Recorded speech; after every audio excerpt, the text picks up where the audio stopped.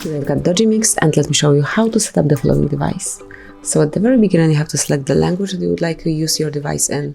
Here you've got the whole list of languages, and I will pick English US and then click on Let's Go.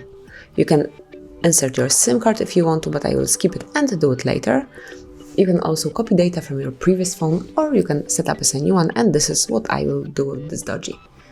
Within a short while, your device will find all Wi-Fi networks and just connect with yours, and this is mine, the first one.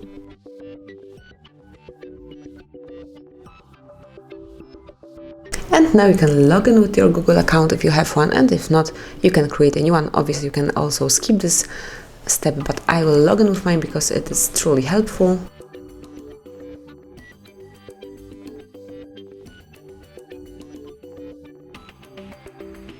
And then click on Next.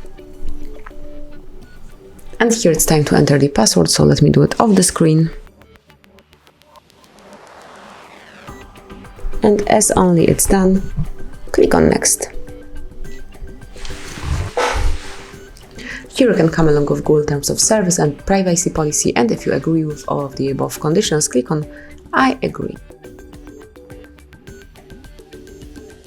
And then you can add your fingerprint if you want to, but I will skip it for now.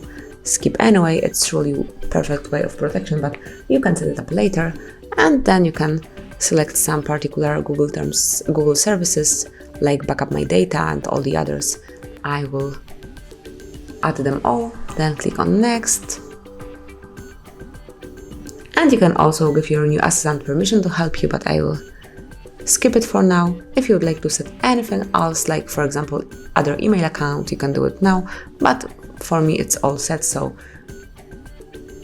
now you can finish the setup process and start using your device in a normal way, and I will start with changing the brightness, and then you can change the wallpaper and do whatever you want to. So that would be all.